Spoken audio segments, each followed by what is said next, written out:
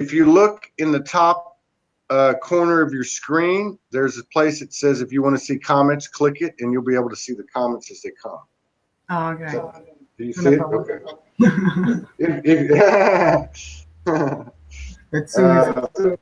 I mean, I'll watch them here, but normally I just wanted to let you know that some people ask me. So let me see. Make sure we're okay.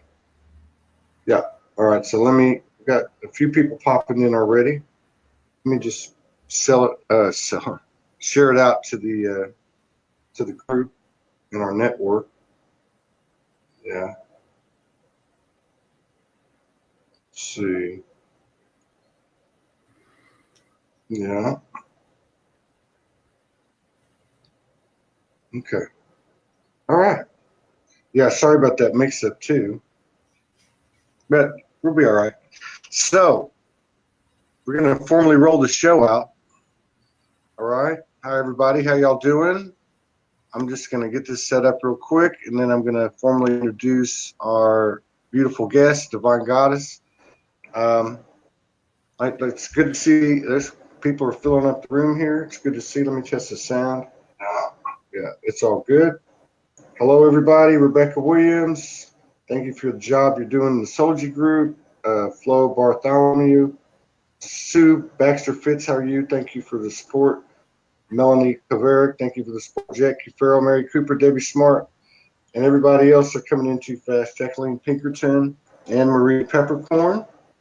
Yeah, she says, hello, Ramona. Lovely to see you. And hi to Todd. Thank you for that.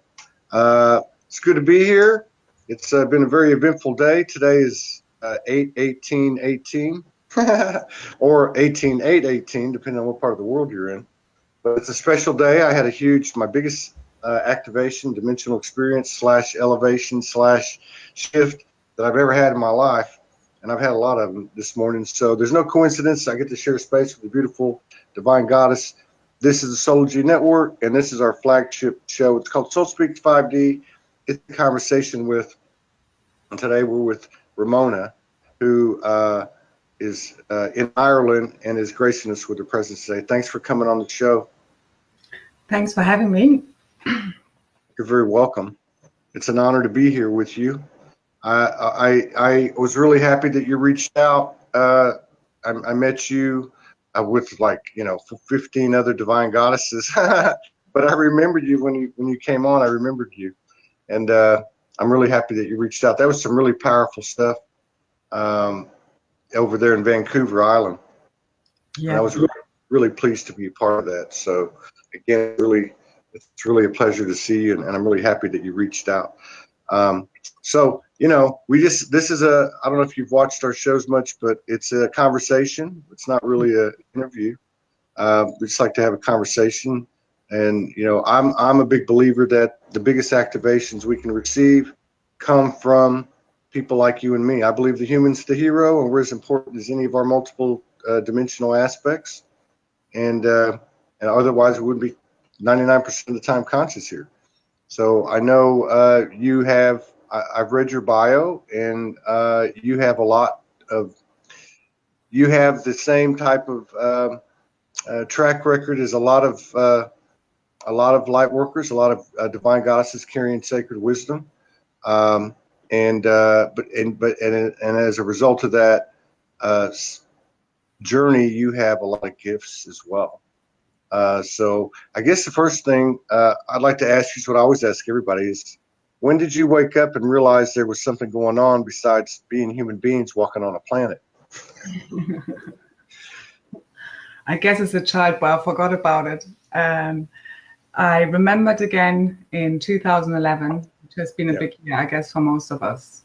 And I was on an extended leave through work. And I had a Reiki treatment, and it just opened me up really wide. It was the first kind of natural healing experience I had. And I just remember laughing and crying unstoppably in the hotel lobby after I went from that treatment. And everybody was like, can I help you? Can I help you? No, I'm fine. I'm fine. It was a bit intense. but it was really kind of a very quick awakening where I felt very elevated, and I was at the same time very happy, and kind of I could feel the presence of angels and other worldly beings. But at the same time, also my real life didn't quite agree with, what I was perceiving, as in, everybody thinks you're crazy. Yeah, of course. You're speaking to all your friends here, so crazy's not crazy anymore. But yeah, yes. And psychiatry as well has a lot to learn, because I remember I was speaking recently to a psychiatrist, and she said the drugs are not working anymore, the treatments are not working anymore, because they're just looking at it from one perspective, but they're not taking the whole human into account. Yeah. And that's what definitely has to change, because if you go to psychologists or psychiatrists and you talk to them about talking to angels, they say to you, you have a psychosis or a bipolar or whatever they want to give you as a stamp. But then people like Joe and Virtue are making millions with it. So, I mean, you differentiate. I think it's the new norm, Yeah. I really do, because, that happened to me in 2013. And I was about 2011, like you. And after a couple of years, they sent me to be evaluated. And I got about halfway through the test, and the guy said, "You don't need to be here." I was like, "Well, I talk to prophets and angels, and other than that, I'm normal." So was that? Did you have like a lot of light workers? Did you have kind of an extraction from family and friends, and ended up getting isolated and that type of thing? Or were you able to maintain your life as it was? So it was during a time when I also, because I had the stress or burnout from work, and I was off for half a year. I went into a clinic, actually a psychiatric clinic, for a couple of weeks, just to reassure the partner in my life back then that I wasn't really crazy, because I actually remember going to a doctor because he was so concerned about my state of mind that he drove me to a doctor, and they would give you a referral for a psychiatric clinic, but he actually sent me back because he was himself, I think, spiritually awake, and he talked to me about the path of the wounded healer, and I should get a book. He also told me to not tell my partner at the time, because he wouldn't quite understand. But because when you awaken very quickly, what happens is that it's a very ungrounded experience, because you don't really know what's going on with you. Yeah. And I didn't have any friends or other light workers who I could refer to at the time. Yeah.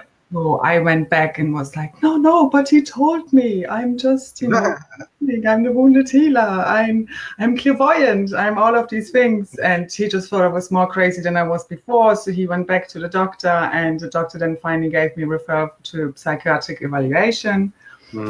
And I remember at the time I was looking into transcendental meditation, but I was also, because there was just so much coming up for me, because I was under so much stress, that I just kept crying a lot. So, it doesn't seem like a person that's very happy or all together.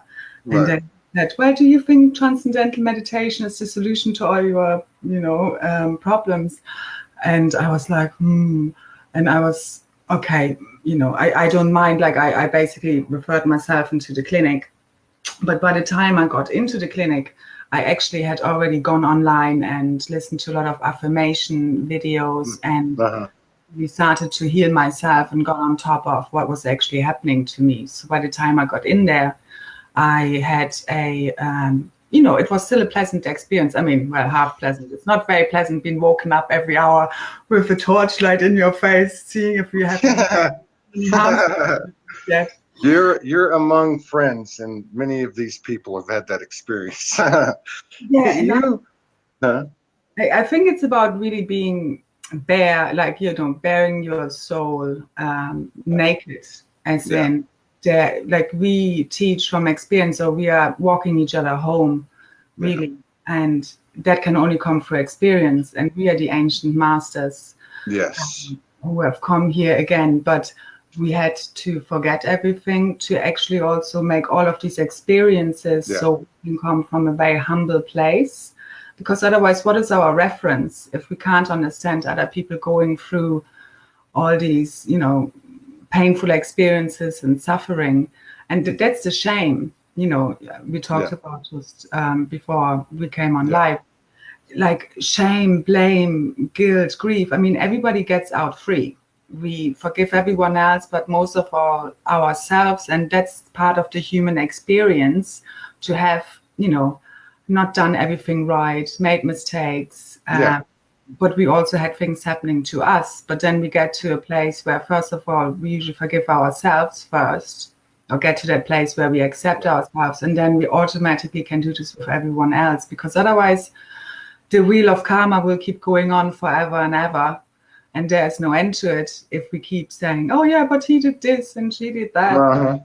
Victim. Or blaming ourselves. Yeah, exactly. But it's the same difference, really. I mean, it's just whether it's us or the other person. The other person, I always find when, you have a problem with someone, let's say somebody is arrogant or aggressive towards you, whatever it may be, there's actually still something within us, even at a lower frequency of that same thing that we're judging. It's actually a lot about judgment. So until we've come to a place of non-judgment and divine neutrality, we can't actually get to that healing that we're after. Because everybody's just reflecting back something to us that we still need to see. And often in our own lives, we can't see the wood for the trees until somebody is reflecting that back to us. All these people. That's very well put. What you just said in the last 4 or 5 minutes, that's very well put.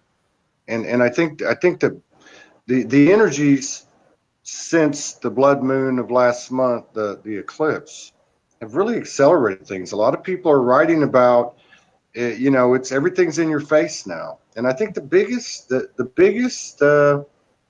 hurdle is the whole thing that you're saying, that we're saying it's them. It's that person. It's that they're doing that to me and they're doing that to me, especially if they're standing right next to you in a relationship. And the reason I'm speaking this right now is because of what I told you that would happen to me this morning, which I really hadn't been in that mode of pointing the finger, but I was able to,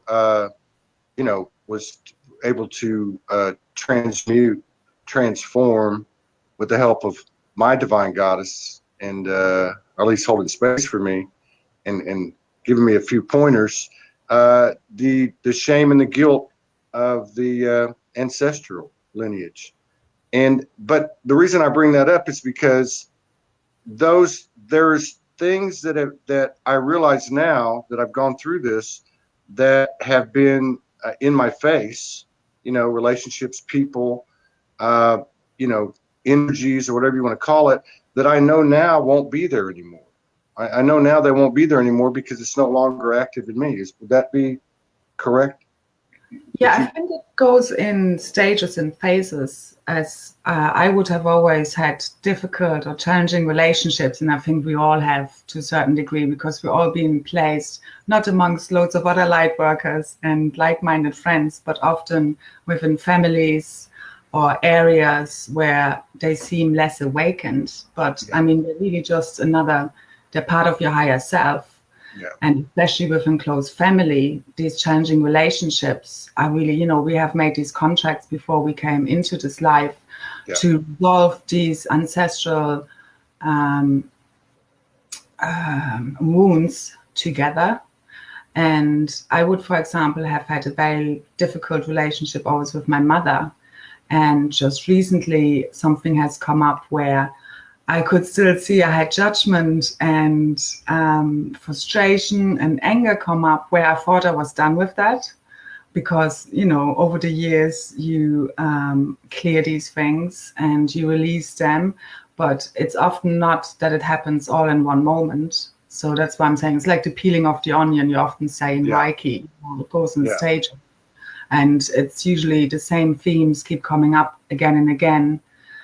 And these other people then allow us to actually come to a place of non-judgment, because they are us and we are them. Whether we have portrayed that thing that we're judging or having a problem with in this lifetime or another, like, you know, even as light workers, like, we haven't always been the good guys. We have also in other lifetimes, you know, in this lifetime. And even this one, right? Plenty. But so we can come to that non-judgment. I mean, many times over the last year, especially, I had to laugh at myself, because anything and everything I've ever judged has come back to me in my face, where I could then see myself doing that thing and realizing, oh my God, I'm actually doing this. So this is why this keeps coming up, because it's still an energy, as you say, within me, whether it's ancestral or wherever it may be from. It doesn't really matter, because we get into the stage of oneness. We're so connected, and as you said, there are certain themes that keep going around, and the ancestral thing has been very big over the last couple of years. I found myself as well. Very difficult. Do you think that the energies that have been coming down this year, particularly the last few weeks, do you think that this is accelerating you know, the awareness, the ability to see our judgment, our projection, you know, that type of thing, and our ability to be able to prosper, transmute it, transform it? You think that's increasing? It's getting very obvious, and I think especially for people who might not have been on the path yet, I can see them also becoming more aware of what they're actually saying and doing is creating their reality. As in, there's just more mindfulness and awareness setting in, which is because I believe the way I see it, it's like a pyramid, human consciousness, as in, you know, not everybody is able to be at the high state of consciousness all at the same time. And we're all part of that big oneness, the big, you know, the whole. And we're all playing our role, though. So even the unawakened are not, you know, like when we sometimes try and judge them and, oh, you're not awakened. It's I mean, it's always more, isn't it? And we've always also been at one point at that stage where we didn't know these things, or we didn't live them, and we didn't acknowledge them until, you know, you don't know what you don't know. Like, that's right. You can't see what you can't see. Yeah, exactly. Until you see it, until you reach that high level of consciousness. And that's where you get the get out of jail free card, because you just better. I love that. But, you know, you brought up a good point. And that is that, you know, because it's all in a spectrum. You know, I there's a part of me, I won't even get into that, but what I was going to say is that, you know, in the light worker circles, especially I think it was like June and July, there seemed to be a whole lot of you know, there was a whole lot of bickering going on. There was a whole lot of finger pointing going on, and as I watched it, and you know, I'm not perfect, and I went through it in my own way. I realized at that time that anyone that says somebody's not awake, there's something not awake in you. You know what I mean? Because that's a straight up judgment. I don't care what you're saying. There is a line of superiority or inferiority based on that comment. If I say that person's not awake, because we're made up of infinite numbers of frequencies. There could be frequencies that they're more awake than I am, and vice versa. You know? But the bottom line is, I love what you're saying about the judgment, because that makes it real black and white. You know, you're either judging or you're not judging. And if you're judging, the only thing can save you, I guess, or keep you back, I guess, is that you're not aware of it, like you said. How does somebody become more aware? How do they increase or expand their sight, you know, of the soul? Yeah, I think on one level it's happening now automatically. I think on the higher selves of the collective have agreed to ascension. I believe that we're all ascending together. I would sometimes see in meditations how we're pulling everyone up with us. So that's the way the pyramid are also meant, where it doesn't matter where you are on the spectrum, we're all being pulled up together, and we're all leveling up as well. And there is no one more or less, because that's competition in the end. This is no competition. Yeah. This is about us all together, because we again couldn't see those things we still had to address without someone else reflecting that back at us, which we call as awakened. And whenever we point a finger, we have all these other fingers pointing back at us. So a truly highly awakened person would literally just sit there and not say anything and just go. Yeah, that's right. It took me the longest time to not trying to convince and try and push people into, no, but you have to see it this way, and what about this? And that's like the one of the first things that happens to an awakened person, is they want to tell everybody, because all you hear is, oh my God, nobody's listening to me, and they all think I'm crazy. So you were talking about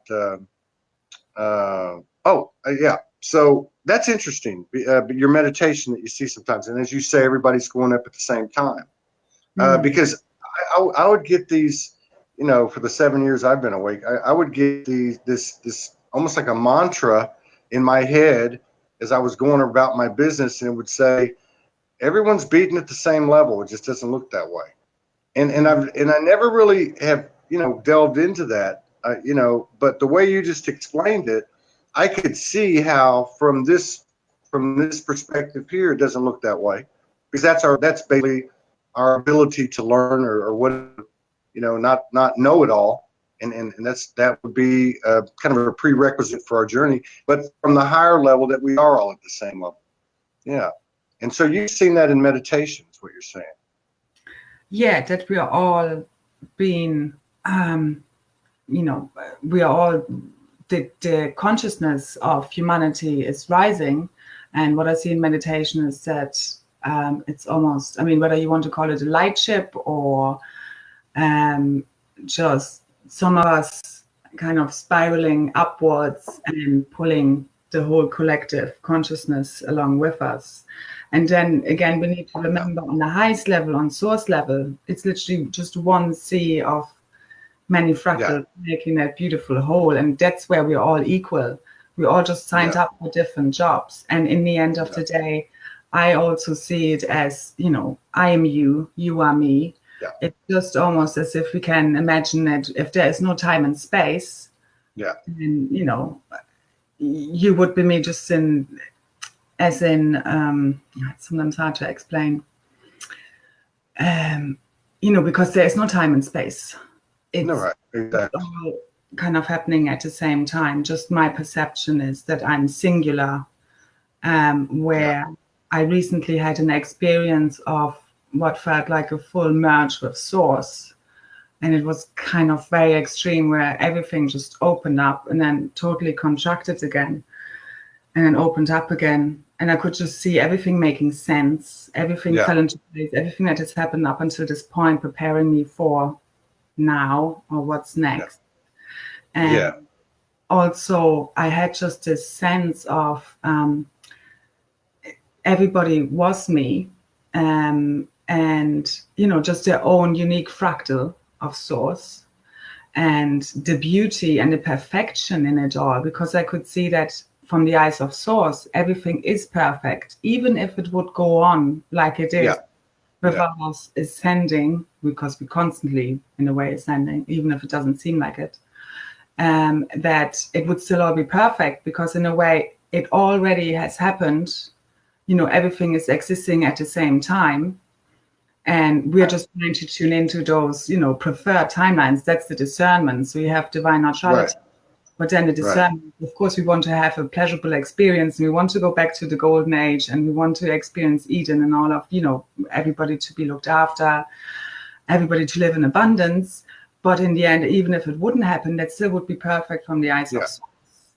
Yeah. And we also have to come to a level of detachment of where we really want to get to, because as with anything we want to manifest, the more attachment we have to that outcome, the more we push it away, or the less likely it almost is to come true. That's what I find. And obviously with the things we really, really want, it's sometimes that level of detachment.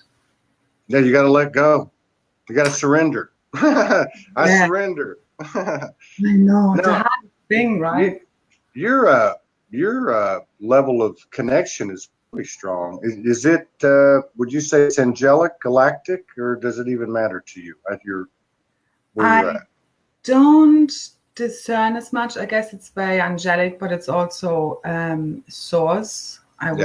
I'm very connected to direct source level, as in I know that I'm here to channel the divine, Yes. and that I can bless things and people and places with my hands. So I know my hands are supposedly very powerful, and I know also that I haven't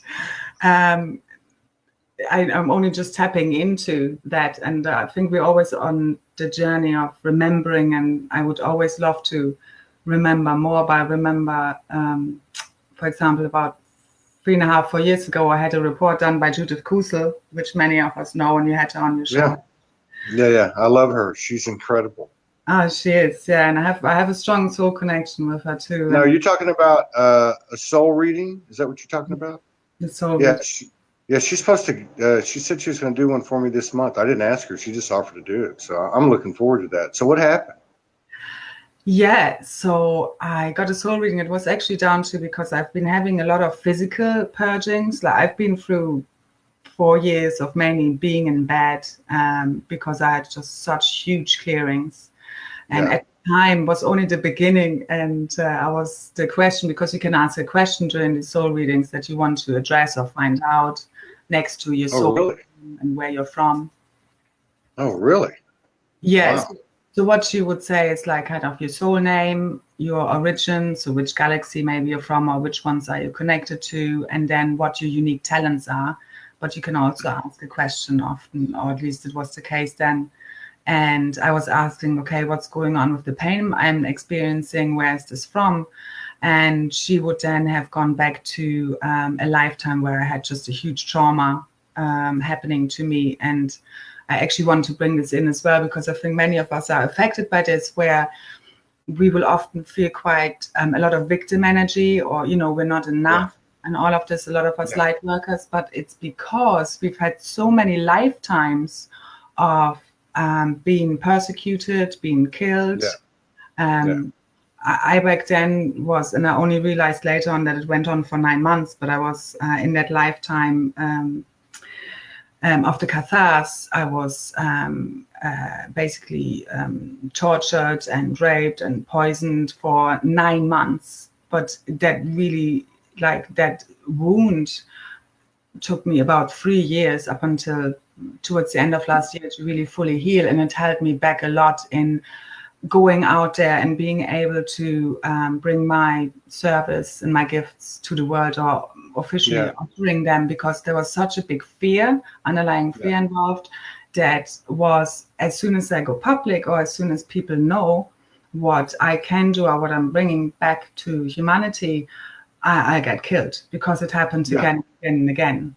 And a lot of us have been there, and that's also where a lot of the victim energy comes from, and a lot of our wounds. And that's what we energetically clear and are often not aware of what it actually is, unless past life readings done. That's really interesting, because I just remembered that when she wrote me after the last show. She's been on twice.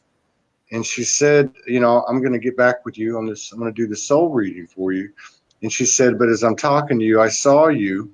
You were so-and-so in the Cathars, and they chopped your head off. And I'm thinking, that's why my neck was hurting for so long, until I got rid of some of this stuff. But that's interesting. So maybe we were running around there at the same time. That's interesting that you said that, because it just jogged my memory. That's really, and that's very true, because like I was telling you before the show, I had the biggest experience I've ever had, which was both a healing, a shift, a dimensional experience. There's beings or star family in my room. I mean, and it had to do with ancestral shame and guilt and pain. There was a lot of pain. I was crying. And so what you're saying really, really resonates with me today. And being that it's 18/8/18, and it resonates. I think there's no coincidence. So I'm glad you brought that up. And I think many of us had that, and a lot of us will also have been there during the Cathars, when the Crusades happened, because during certain times in humanity, a lot of us would have incarnated together and trying to bring, those changes about. But I think we also knew what we were getting ourselves into.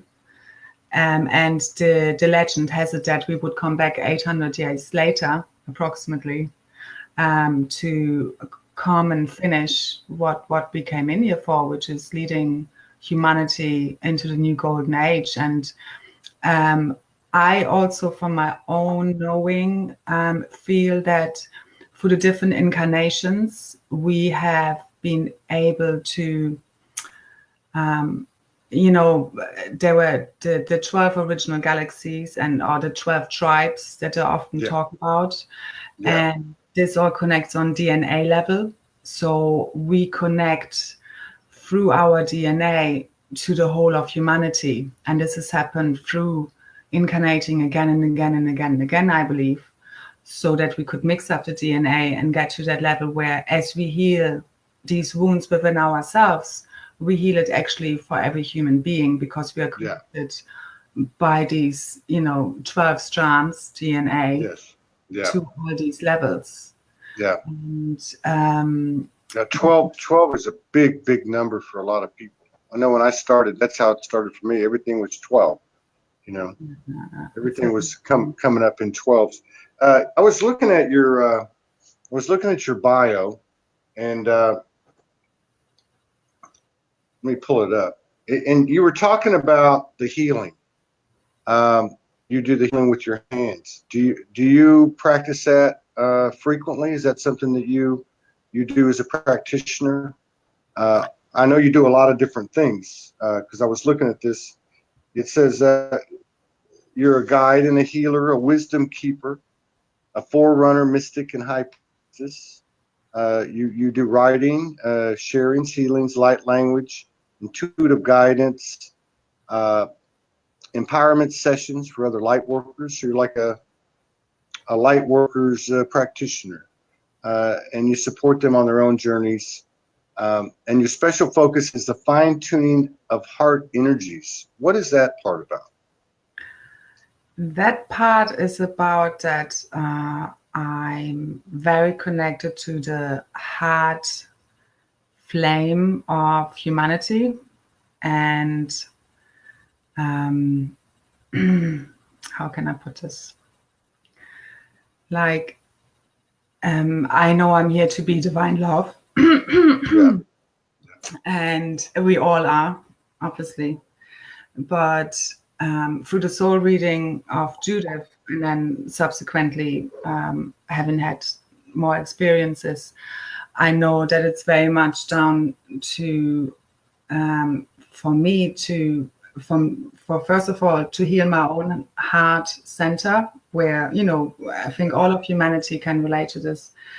Yeah. And as I do this, more wisdom comes in. Because it's for many of, there's also something called the Sisterhood of the Rose, which again goes through the ages, where we actually had the wisdom place in our heart rose, in our heart center. And as we're healing all these wounds and all these traumas, more and more of our energies can flow in through our heart out to our arms, which we heal with. And I believe we all can do this to we all have the ability. Just that obviously we're trying to figure out, okay, what are the special gifts that we came in here to bring to humanity? And my job so far has been really to heal my own heart and my own wounds. And as I said, I've been going through a lot of clearings on all levels where I think I can, because we have taken on all these wounds and we can relate to so many people, that I know what it feels like going through these clearings. I know what it feels like begging for death, wanting to be taken back. And I've been there many times where it's suicidal. And too. I mean, suicidal too. I mean, that's a great point that you make. That I never thought about that, but you would think, because it makes sense what you're saying, that what we would call an empath or a super empath would have that ability because they've experienced all those different ends of the spectrum, you know, of pain, suffering, and such. Yeah, and I think also, like, we often have it in our own lifetime now, so we don't even need to go back to other lifetimes where it's been mirrored, so we can work on it on different levels. So the normal person also can maybe go to psychologists, which might be part of your journey, because I was there, you know, going to psychologists early on in life because I always had issues and problems, however, challenges, how we want to call it, to work through it. You were a fish out of the water. Nikki Cameron, hi Nikki. I've seen Nikki around for a long time. I just want to say hi to her. She has a question, and I think you'd be great to answer this. She says, "Is it common for people like us to be born into toxic families?" Into what for families? Into toxic families. Yeah, dysfunctional. Yeah, it's a big word, definitely, because we are being placed as those light holders, as those, you know, to clear those genetic lines. So, and when we clear this for, you know, our whole lineage, as they now even in science are picking up on. You always clear as you heal your own DNA and your own traumas, or within your own family, you do it 7 generations up and 7 generations after you. And that's what I always took great pride in, because I always feel our own healing must come first and foremost. Yeah. As that's how we actually help the ones closest to us, especially family. Because instead of me trying to heal my mother or make her, or whoever it is, to make her go to, go to healings or address her own issues, actually, I see when I'm doing it myself, it has an effect on her. It actually automatically triggers something in her DNA, because we are intimately connected. And I think it's even more than the 7 generations, because, I believe that I'm connected to all the 12 DNA strands. And I know whatever I do for myself, I can actually see the effect it has on the collective. Whatever we do for ourselves, we do for everyone. And it has this trickle-down effect. And even our family. And we definitely come here in order to be that shining light in the dark. You know, what seems like dysfunction or toxic and very challenging is actually, you know, we said before we came incarnated. The job. Put me in there. We're all black sheeps, right? You know, you speak the same languages more. You're saying a lot of the same things. You know, the in many regards, there seems to be. I'd like to get your thoughts on this, but there seems to be a growing evidence of, and we all understand that we're all equal. It's nothing like that, but there seems to be at this time and space, growing evidence of. I'm just going to use the word sisterhood, of these divine feminines all around the earth carrying sacred wisdom, and as you're saying, that had that the past history of suppression and brutalization and such, and therefore were a little bit reluctant to step up. They're starting to step up now. Does that resonate with you? And when do you start to step up and speak out? Yeah, it definitely resonates with me. It's been very much part of my journey. I remember from my own recalls, and that was also came up in that soul reading report that I was the high priestess of the temple of loving presence, which is why the heart energies are such a big theme in my life. And I mean, it started back then in the Lemurian and Atlantean times when the dark moved in, and we kept trying to hold the light, where everyone around us started to go a bit haywire and chaotic. And my own soul wound would be a lot like not being respected, not being listened to, being ignored. That really would have triggered me. Yeah. And that actually came from, or started in those lifetimes where I would try and convince everyone, listen, the dark is coming, you know, need to keep in our light. They kind of all around me lost control. But the important point actually is that I learned, so again, it's mirrored in this lifetime. Let's not try and convince everyone, because by trying to do this, we get ourselves exhausted, we get ourselves frustrated, we lower our vibration, we are being brought down by it. Yeah. We are the guiding lights. We are here to hold that light steady for everyone else. As long as we stay steady, it doesn't actually matter what goes on around you. Yeah. As long as you can stay in your center, everything will be fine. Yeah. And I love that message here. So we don't have to fix them. We just have to look after our own vibration, not just. But once we reach a certain level of purification, of having healed our wounds, you want to go out and share what you have to say and your wisdom. And I also find the more we clear, the more wisdom will come in, or, you know, it's not really out there.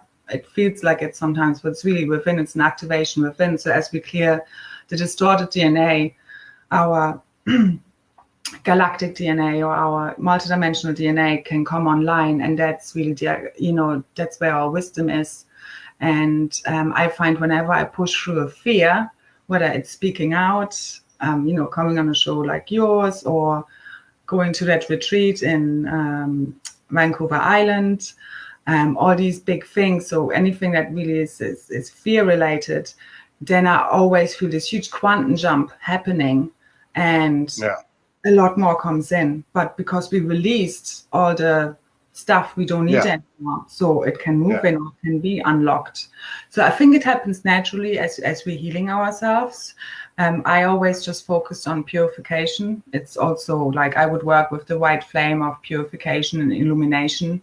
It's a little bit tough in the way of even before I knew all this, even as a child, you trigger people around you. You basically purify everything that you come into contact with. So whether it's the people, so you will start seeing people being activated, or, you know, starting their awakening journey around you. I found this very often. But also just, you know, just a lot gets triggered to people just by your presence. And it sometimes feels like, you know, it's not fun. That's what I know. I know. I traveled the country for 2 years, and everywhere I went, they got mad at me. And I just stayed in my room and broadcast most of it. Yeah, no, I'm kidding. It can make you paranoid. It can make you paranoid almost, like you're almost afraid.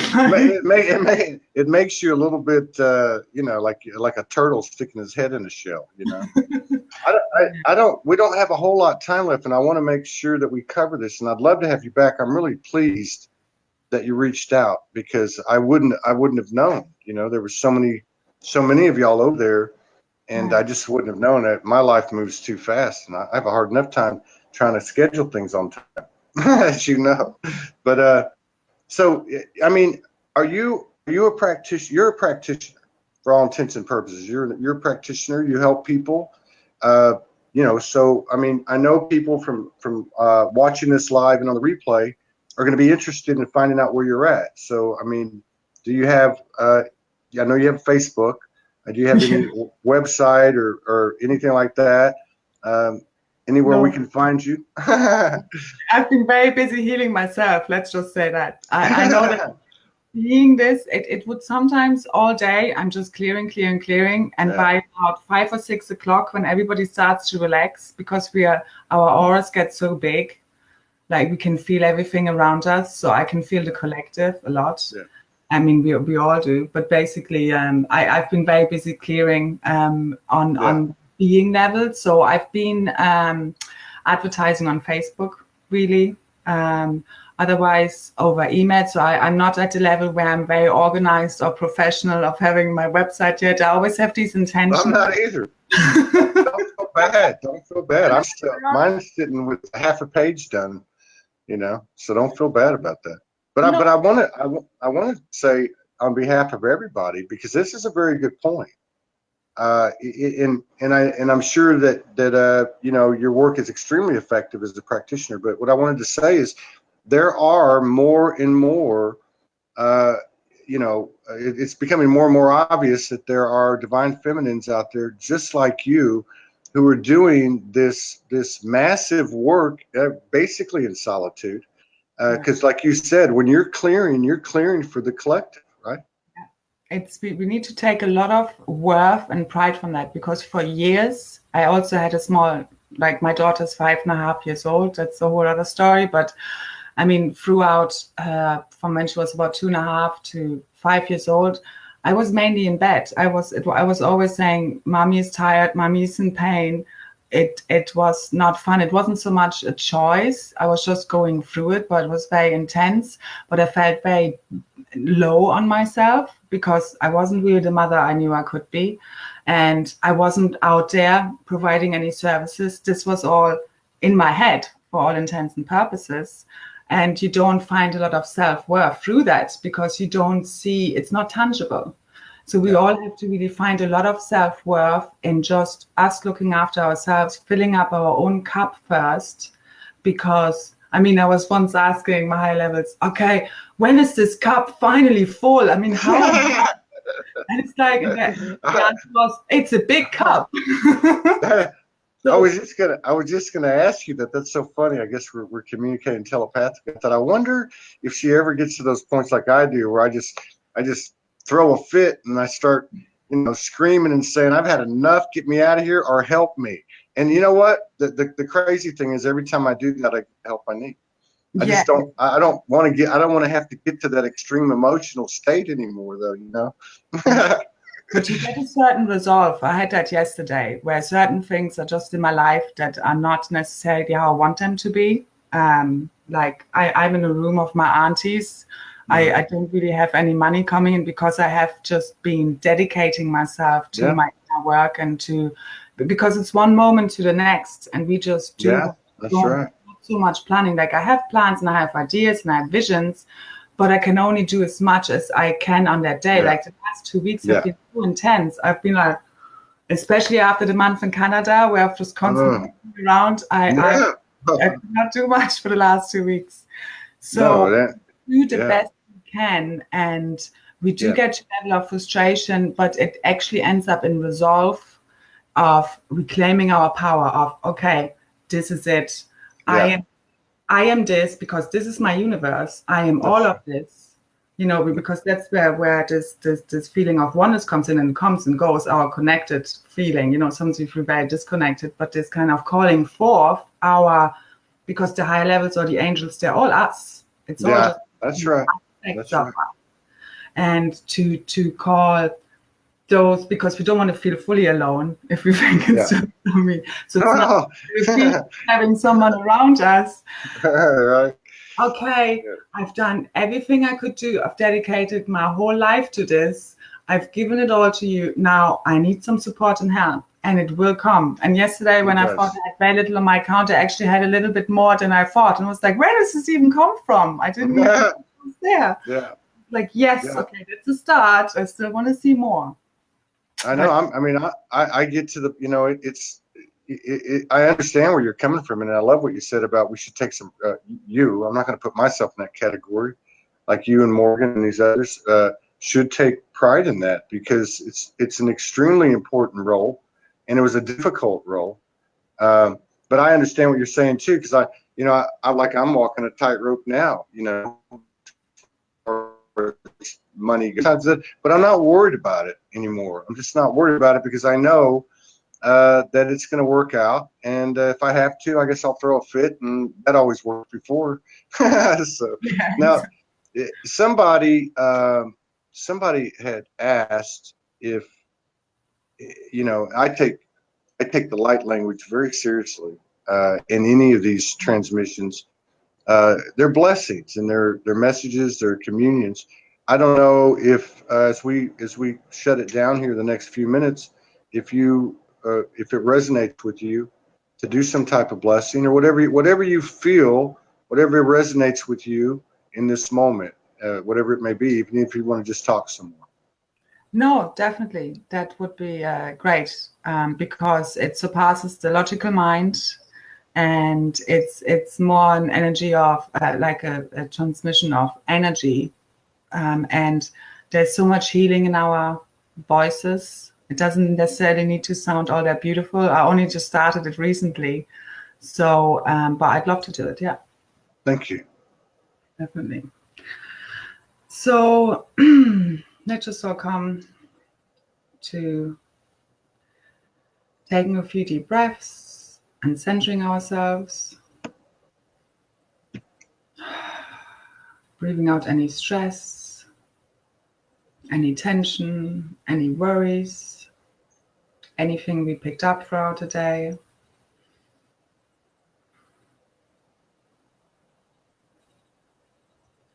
And we all connect to our higher selves and Christed selves, multidimensional selves, I am presences, pure source. Pulling this into our bodies, connecting to the human heart center of the collective, the heart grid.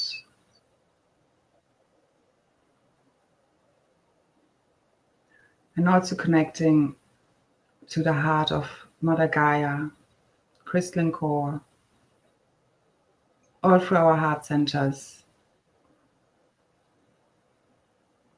And we're clearing our physical, mental, emotional, and spiritual bodies, purifying, illuminating, activating the highest quality DNA in our physical vessels, possible in this now. Calling forth our highest light within.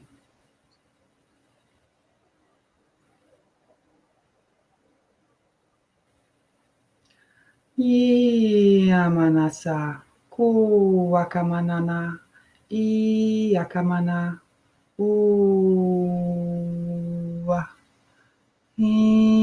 yamananasa kuwamanana iya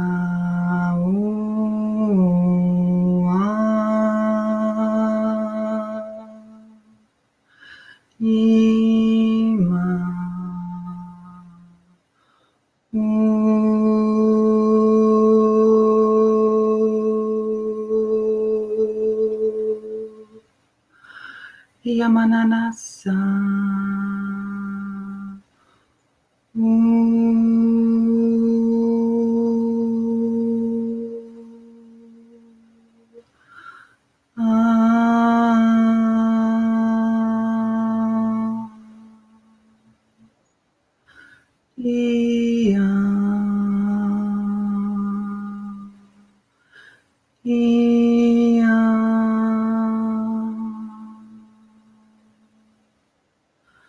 Hayamananasa akamana yamananasa kiyamananana kuyamasa yamananaka umana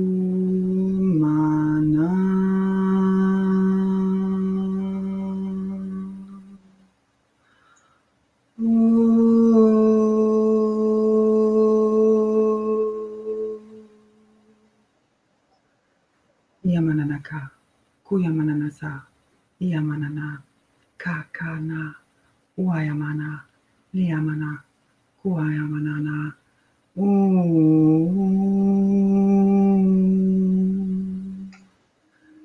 Yamana, iya, iya.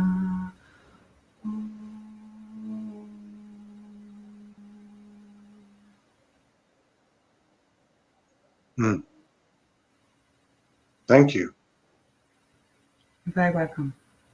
Thank you very much. Thank you. And yeah, that was amazing. I'd love to collaborate with you again. Yeah, I'd love to. I had There's a soul link there somewhere. That's my feeling.